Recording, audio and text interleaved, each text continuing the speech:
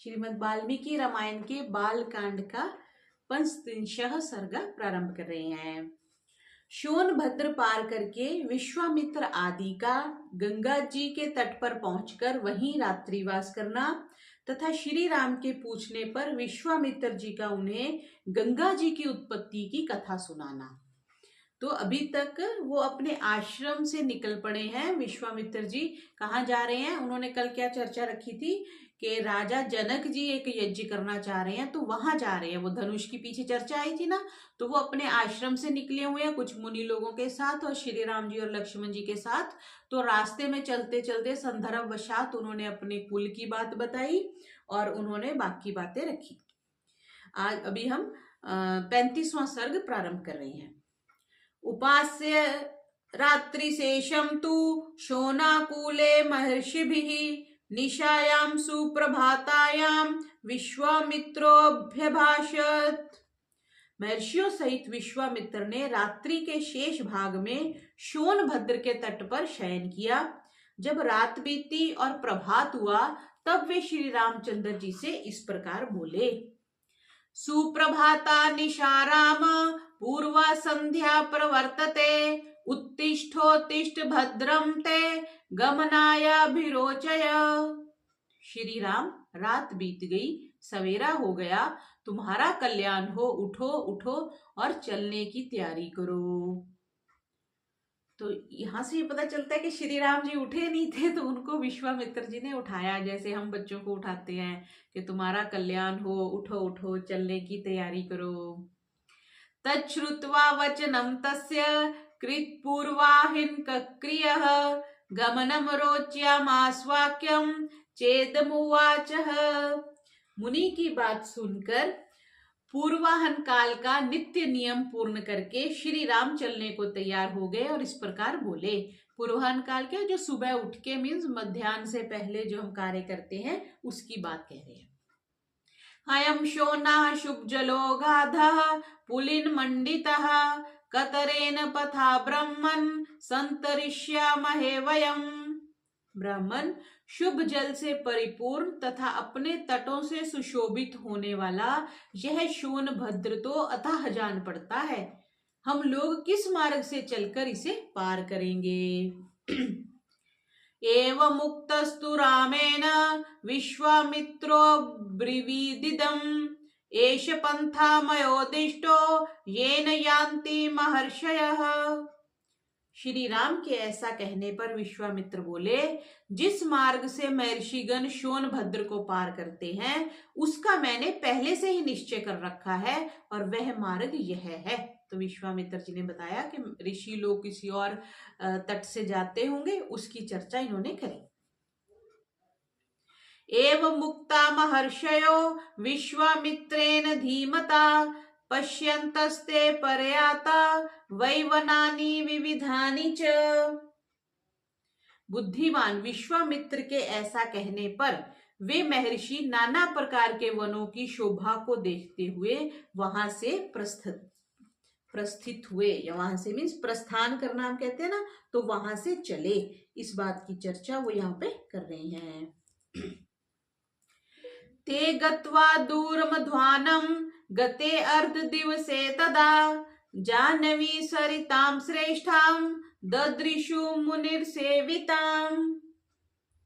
बहुत दूर का मार्ग तय कर लेने पर दोपहर होते होते उन सब लोगों ने मुनिजन सेवित सरिताओं में श्रेष्ठ गंगा जी के तट पर पहुंचकर उनका दर्शन किया। ताम दृष्ट्वा पुण्य सलिलां हंस सारस सेवितां बभूर्भु मुन्यः सर्वे मुदिताः सह राघवः। हंसों और सारसों से सेवित, हंस तो होते हैं, सारस शायद वो जो लंबी गर्दन वाला होता है उसको कहते हैं। हंसों तथा सारसों से सेवित पुण्य सलीला भागीरथी, गंगा जी का एक नाम भागीरथी भी है क्योंकि महर्षि भागीरथ इसको धरती पर लेके आए थे अपने पितरों का उद्धार करने के लिए, इसलिए गंगा जी का एक नाम भागीरथी। बहुत से नाम है गंगा मैया के। भागीरथी का दर्शन करके श्री रामचंद्र जी के साथ समस्त मुनि बहुत प्रसन्न हुए। तस्यास्तीरे तदा सर्वे चक्रुवास परिग्रहम् ततः स्नात्वा यथा न्यायम् संतर्प्य पितृदेवतः हुत्वा चैवाग्निहोत्राणि प्राश्य चामृतवद्धविः विविशुर्जाह्नवी तीरे शुभामुदित मानसः विश्वामित्रं महात्मानं परिवार्य समन्ततः। उस समय सबने गंगा जी के तट पर डेरा डाला, फिर विधिवत स्नान करके देवताओं और पितरों का तर्पण किया। इसके बाद अग्निहोत्र करके अमृत के समान मीठे हविष्य का भोजन किया। तदंतर वे सभी कल्याणकारी महर्षि प्रसन्न चित्त हो महात्मा विश्वामित्र को चारों ओर से घेर कर गंगा जी के तट पर बैठ गए। क्या कह रहे हैं? फिर विधिवत स्नान करके देवताओं और पितरों का तर्पण किया, क्योंकि गंगा स्नान किया तो देवताओं और पितरों का तर्पण करेंगे। फिर अग्निहोत्र किया, मतलब गंगा के तट पर उन्होंने यज्ञ भी किया। तो फिर यहाँ पे ये समझना चाहिए कि वो अग्निहोत्र का सामान साथ लेके चलते थे, है ना। और फिर भोजन उन्होंने बनाया, कच्चा लेके चले थे या जैसे हम टिफिन लेके चलते हैं, तो वो भी देखना पड़ेगा, क्योंकि उन्होंने कहा अमृत के समान मीठे हविष्य का भोजन किया। तो मीठा हविष्य वो होता है जैसे हम हलवा कह देते हैं या हम मीठे चावल बनाते हैं यज्ञ में डालने के लिए ना, तो वो या तो साथ लेके चले होंगे तो या फिर वहां बनाया होगा लकड़ी इकट्ठी करके। महात्मा विश्वामित्र को चारों ओर से घेर कर गंगा जी के तट पर बैठ गए। विष्ठिताश्च यथा न्यायं राघवौ चो यथार्हतः संपृष्टः मना रामौ विश्वामित्रमथाब्रवीत्।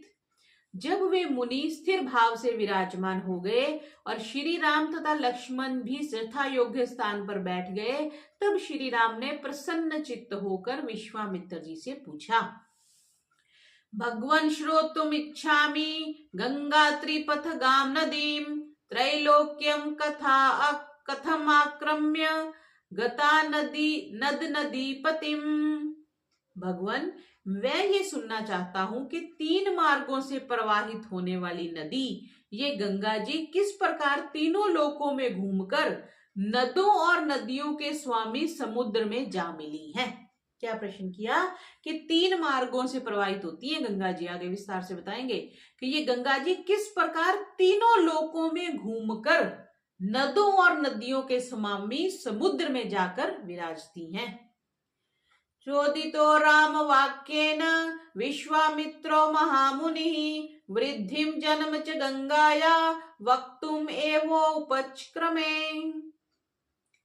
श्री राम के इस प्रश्न द्वारा प्रेरित हो महामुनि विश्वामित्र ने गंगा जी की उत्पत्ति और वृद्धि की कथा कहना आरंभ किया।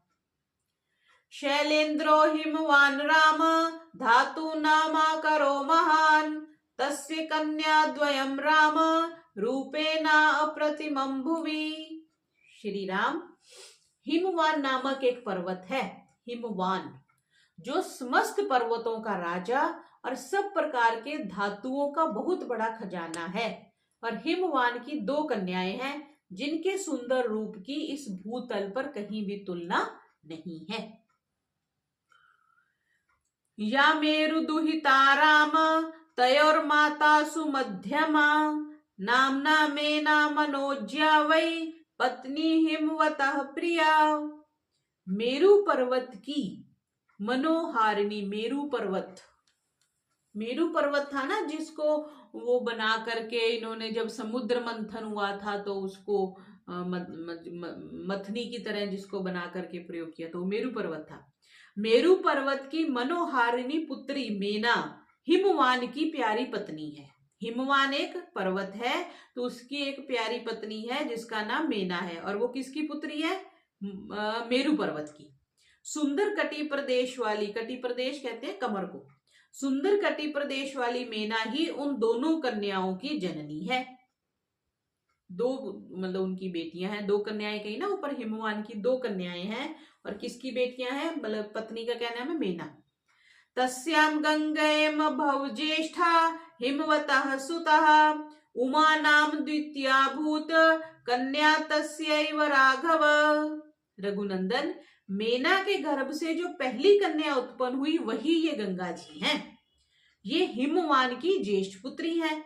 हिमवान की ही दूसरी कन्या जो मेना के गर्भ से उत्पन्न हुई उमा नाम से प्रसिद्ध है। हिमवान की दो पुत्रियां हैं, उनकी चर्चा इन्होंने बताई। अथ ज्येष्ठां सुराः सर्वे देव कार्य चिकीर्षया शैलेन्द्रं वरयामासं सुरगाम त्रिपथगाम नदीम। कुछ काल के पश्चात सब देवताओं ने देव कार्य की सिद्धि के लिए ज्येष्ठ कन्या गंगा जी को, जो आगे चलकर स्वर्ग से त्रिपथगा नदी के रूप में अवतीर्ण हुई, गिरिराज हिमालय से मांगा। हिमालय को पर्वतों का राजा कहा जाता है ना, गिरिराज कह दिया। ददौ धर्मेण हिमावास्तान तन्याम लोक पावनीम स्वच्छंद पथगाम गंगा त्रैलोक्य हित कामया। हिमवान ने त्रिभुवन का हित करने की इच्छा से स्वच्छंद पथ पर विचरने वाली अपनी लोक पावनी पुत्री गंगा को धर्म पूर्वक उन्हें दे दिया। प्रतिगृह्य त्रिलोकार्थम त्रिलोक हित कांक्षिणः गंगा मादाय ते गच्छन् कृतार्थेन अंतरात्मना। तीनों लोकों के हित की इच्छा वाले देवता त्रिभुवन की भलाई के लिए ही गंगा जी को लेकर मन ही मन कृतार्था का अनुभव करते हुए चले गए। तीनों लोकों के हित की इच्छा करने वाले देवताओं ने गंगा जी को मांगा था। याचन्या शैल दुहिता कन्या सीध रघुनंदन उग्रम सुव्रतम आस्थाय तपस्ते पे तपोधना। रघुनंदन गिरिराज की जो दूसरी कन्या उमा थी, वे उत्तम और कठोर व्रत का पालन करती हुई घोर तपस्या में लग गई। उन्होंने तपोमय धन का संचय किया। उग्रेण तपसा युक्तां ददौ शैलवरः सुतां रुद्राय प्रतिरूपाय उमां लोक नमस्कृतां। गिरिराज ने उग्र तपस्या में संलग्न हुई वह विश्व वंदिता पुत्री उमा अनुपम प्रभावशाली भगवान रुद्र को ब्याह दी। जो पार्वती थी, पार्वती जी का भी एक नाम उमा था ना, वही बात आ गई कि संलग्न विश्व वंदिता पुत्री जो उमा थी उसको भगवान रुद्र को ब्याह दिया। एते ते शैलराजस्य सुते लोक नमस्कृते गंगा च सरितां श्रेष्ठा उमा देवी च राघव। रघुनंदन, इस प्रकार सरिताओं में श्रेष्ठ गंगा तथा भगवती उमा, ये दोनों गिरिराज हिमालय की कन्याएं हैं और सारा संसार इनके चरणों में मस्तक झुकाता है।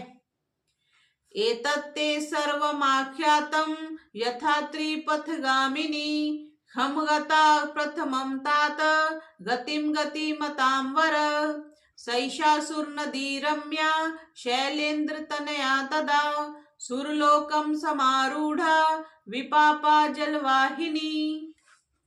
गतिशीलों में श्रेष्ठ तात श्री राम गंगा जी की उत्पत्ति के विषय में ये सारी बातें मैंने तुम्हें बता दी।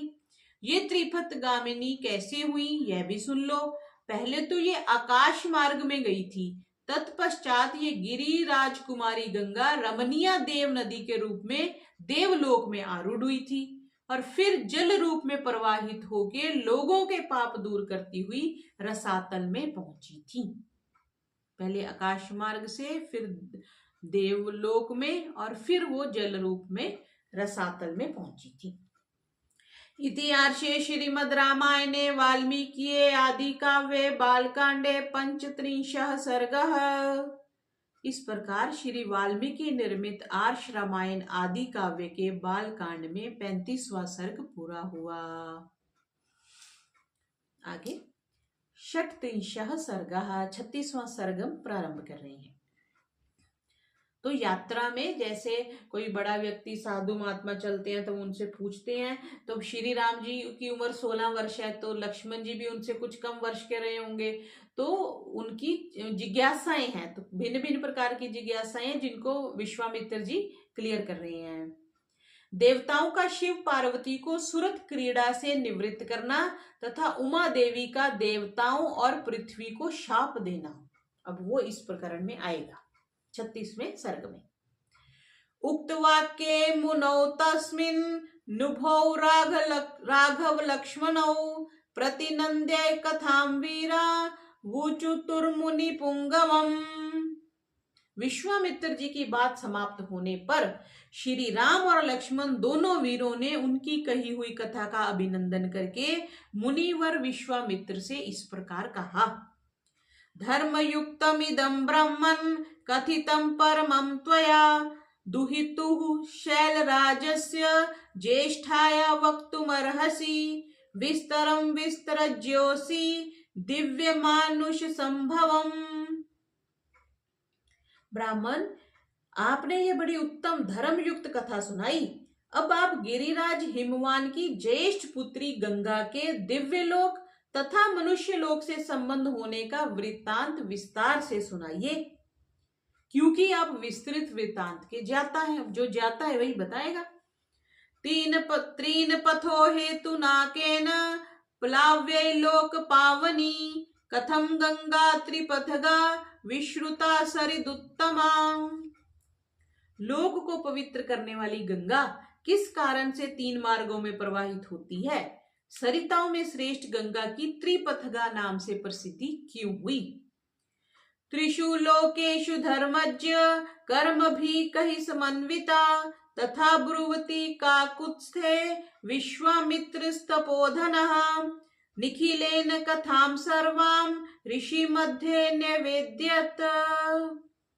धर्मज्ञ महर्षि तीनों लोकों में वे अपनी 3 धाराओं के साथ कौन कौन से कार्य करती हैं? श्री रामचंद्र जी के इस प्रकार पूछने पर तपोधन विश्वामित्र ने मुनि मंडल के बीच गंगा जी से संबंध रखने वाली सारी बातें पूर्ण रूप से कह सुनाई। पुरा राम कृतो द्वाह शितिकंठो महातपः दृष्ट्वा च भगवान दैवीं मैथुनायोपचक्रमे। श्री राम पूर्व काल में महातपस्वी भगवान नीलकंठ ने उमा देवी के साथ विवाह करके उनको नववधु के रूप में अपने निकट आई देख उनके साथ रति क्रीड़ा आरंभ करी। तस्य संक्रीडमानस्य महादेवस्य धीमतः शितिकंठस्य देवस्य दिव्यं वर्षशतं गतम्। परम बुद्धिमान महान देवता भगवान नीलकंठ के उमा देवी के साथ क्रीड़ा विहार करते 100 दिव्य वर्ष बीत गए। हमने देखा था पीछे, एक मानुष वर्ष होता है, एक दिव्य वर्ष होता है। न चापि तनयो राम तस्यामासीत परंतप सर्वे देवा समुद्युक्तः पितामह पुरोगमः। शत्रुओं को संताप देने वाले श्री राम परंतप, ये अगर आपको स्मरण हो तो श्रीमद् भगवत गीता में अर्जुन के लिए भी ये शब्द आया है, परंतप, शत्रुओं को संताप देने वाला। इतने वर्षों तक विहार के बाद भी महादेव जी उमा देवी के गर्भ से कोई पुत्र नहीं हुआ। यह देख ब्रह्मा आदि सभी देवता उन्हें रोकने का उद्योग करने लगे। यदि होत्पद्यते भूतम कस्तत् प्रतिसहिष्यति अभिगम्य असुराः सर्वे प्रणिपत्येदम् अब्रुवन्।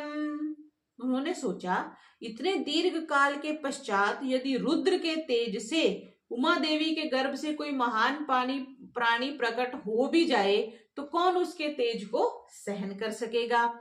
यह विचार कर सब देवता भगवान शिव के पास जा उन्हें प्रणाम करके यूं बोले, देव देव महादेव लोकस्यास्य हितेरत सुराणां प्रणिपातेन प्रसादं कर्तुमर्हसि। इस लोक के हित में तत्पर रहने वाले देव देव महादेव देवता आपके चरणों में मस्तक झुकाते हैं, इससे प्रसन्न होकर आप इन देवताओं पर कृपा करें। न लोकाधारिष्यन्ति तव तेजः सुरोत्तमा ब्रह्मेण तपसा युक्तो देव्या स तपश्चर। सुरश्रेष्ठ, यह लोक आपके तेज को नहीं धारण कर सकेंगे, अतः आप क्रीड़ा से निवृत्त हो वेद बोधित तपस्या से युक्त होकर उमा देवी के साथ तप कीजिए। त्रैलोक्य हित कामार्थम तेजस तेजसि धारय रक्ष सर्वानिर्मालोकान नालोकम कर्तुमर्हसि। तीनों लोकों के हित की कामना से अपने तेज वीर्य को तेज स्वरूप अपने आप में ही धारण कीजिए। इन सब लोकों की रक्षा कीजिए, लोकों का विनाश न कर डालिए। देवतानां वचः श्रुत्वा सर्वलोक महेश्वरः बाढ़मित्यब्रवीत् सर्वान् पुनश्च मेदमुवाचः। देवताओं की बात सुनकर सर्वलोक महेश्वर शिव ने बहुत अच्छा कहकर उनका अनुरोध स्वीकार कर लिया और फिर उनसे इस प्रकार कहा, धारयिष्याम्यहं तेजस्तेजसैव सहो मया त्रिदशः पृथ्वी चैव निर्वाणमधिगच्छतु। देवताओं, उमा सहित मैं अर्थात हम दोनों अपने तेज से ही तेज को धारण कर लेंगे। पृथ्वी आदि सभी लोकों के निवासी शांति लाभ करें। यदिदं क्षुभितं स्थानान मम तेजो ह्युनुत्तमं धारयिष्यति तन्मे ब्रुवन्तु सुरसत्तमः। किंतु सुर श्रेष्ठ गण, यदि मेरा यह सर्वोत्तम तेज वीर्य क्षुब्ध होकर अपने स्थान से स्खलित हो जाए तो उसे धारण कौन करेगा, यह मुझे बताओ। एवं मुक्तास्ततो देवाः प्रत्युर्च वृषभध्वजम् यत्तेजा क्षुभितं ह्यद्य तद्धरा धारयिष्यति। उनसे ऐसा कहने पर देवताओं ने वृषभध्वज भगवान शिव से कहा कि भगवान, आज आपका जो तेज क्षुब्ध होकर गिरेगा उसे यह पृथ्वी देवी धारण करेगी। एवं मुक्ता सुरपति प्रमुमोच महाबलः तेजसा पृथ्वी येन व्याप्ता सगिरी कानना। देवताओं का यह कथन सुनकर महाबली देवेश्वर शिव ने अपना तेज छोड़ा, जिससे पर्वत और वनों सहित यह सारी पृथ्वी व्याप्त हो गई। ततो देवाः पुनरिदम् उचुश्चापि हुताशनम् आविश्त्वं महातेजो रौद्रम वायु समन्वितः। तब देवताओं ने अग्निदेव से कहा, अग्ने, तुम वायु के सहयोग से भगवान शिव के इस महान तेज को अपने भीतर रख लो। तब देवताओं ने अग्निदेव से कहा कि अग्ने, तुम वायु के सहयोग से भगवान शिव के इस महान तेज को अपने भीतर रख लो। तदग्निना पुनर्व्याप्तम संजातम शवेत पर्वतम दिव्य शर्वणम चैव पावक आदित्य सन्निभम। अग्नि से व्याप्त होने पर वह तेज श्वेत पर्वत के रूप में परिणित हो गया। अच्छा, अग्नि से व्याप्त होने पर वह तेज श्वेत पर्वत के रूप में परिणित हो गया। साथ ही वहां दिव्य सरकंडों का वन भी प्रकट हुआ, जो अग्नि और सूर्य के समान तेजस्वी प्रतीत होता था। यत्र जातो महातेजः कार्तिकेयो अग्नि संभवः अथो मां च शिवं चैव देवास ऋषिगणास्तथा पूज्यमासुर्त्यर्थं सुप्रतिमनस्तदा। उसी वन में अग्नि जनित महातेजस्वी कार्तिकेय का प्रादुर्भाव हुआ। तदंतर ऋषियों सहित देवताओं ने अत्यंत प्रसन्नचित्त होकर देवी उमा और भगवान शिव का बड़े भक्ति भाव से पूजन किया। कार्तिकेय जो थे वो शिव जी और पार्वती के बड़े सुपुत्र थे, जिनको साउथ में इनकी काफी पूजा करते हैं, कार्तिकेय भगवान की। इधर तो गणेश जी की करते हैं ना अपने उत्तर में, साउथ में कार्तिकेय भगवान जी की बहुत पूजा करते हैं। अथ शैलसुता राम त्रिदशानिदमब्रवीत् समुन्युप्रशपत् सर्वान् क्रोध संरक्त लोचना। श्री राम, इसके बाद गिरिराज नंदिनी उमा के नेत्र क्रोध से लाल हो गए और उन्होंने समस्त देवताओं को रोष पूर्वक शाप दे दिया। किस लिए शाप दे दिया? भगवान शिव का बड़े भक्तिभाव से उन्होंने तो पूजन किया, फिर श्री राम को बता रहे हैं कि उसके बाद गिरिराज नंदिनी उमा के नेत्र क्रोध से लाल हो गए और उन्होंने समस्त देवताओं को रोष पूर्वक शाप दे दिया। वे बोली, यस्मान् निवारिता चाहं संगता पुत्र कामयया अपत्यं स्वेषु दारेषु नोत्पादयितुमर्हथ अद्य प्रभृति युष्माकं प्रजाः सन्तु पत्न्यः। देवताओं, मैंने पुत्र प्राप्ति की इच्छा से पति के साथ समागम किया था, परंतु तुमने मुझे रोक दिया। अतः अब तुम लोग भी अपनी पत्नियों से संतान उत्पन्न करने योग्य नहीं रह जाओगे। आज से तुम्हारी पत्नियां संतान उत्पादन नहीं कर सकेंगी, अर्थात संतानहीन हो जाएंगी। ये उमा जी ने, पार्वती जी ने देवताओं को श्राप दिया। एवं मुक्त्वा सुरान् सर्वान् शशाप पृथ्वीमपि अवनेनैक रूपा त्वं बहुभार्या भविष्यसि। सब देवताओं से ऐसा कहकर उमा देवी ने पृथ्वी को भी शाप दे दिया कि भूमि तेरा एक रूप नहीं रह जाएगा, तू बहुतों की भार्या होगी। न च पुत्र कृतां प्रीतिम मत क्रोध कलुषीकृता प्राप्स्यसि त्वं सुदुर्मेधो मम पुत्रम निच्छति। खोटी बुद्धि वाली पृथ्वी, तू चाहती थी कि मेरे पुत्र ना हो, अतः मेरे क्रोध से कलुषित होकर तू भी पुत्र जनित सुख या प्रसन्नता का अनुभव ना कर सकेगी। तान सर्वान् पीडितान् दृष्ट्वा सुरान् सुरपतिस्तदा गमन्याओपचक्राम दिशं वरुण पालिताम्। उन सब देवताओं को उमा देवी के शाप से पीड़ित देख देवेश्वर भगवान शिव ने उस समय पश्चिम दिशा की ओर प्रस्थान कर दिया। स गत्वा तप आतिष्ठत् पार्श्वे तस्योत्तरे गिरेः हिमवत् प्रभवे श्रृंगे सह देव्या महेश्वरः। वहां से जाकर हिमालय पर्वत के उत्तर भाग में उसी के एक शिखर पर उमा देवी के साथ भगवान महेश्वर तप करने लगे।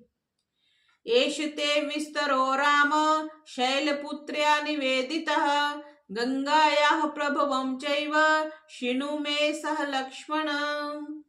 लक्ष्मण सहित श्री राम, यह मैंने तुम्हें गिरिराज हिमवान की छोटी पुत्री उमा देवी का विस्तृत वृत्तांत सुनाया है। अब मुझसे गंगा के प्रादुर्भाव की कथा सुनो। इतिहासे श्रीमद् रामायणे वाल्मीकिये आदि काव्ये बालकांडे 36 सर्गः। इस प्रकार श्री वाल्मीकि निर्मित आर्ष रामायण आदि काव्य के बालकांड में 36वां सर्ग पूरा हुआ। ओम सर्वेभ्यो नमः।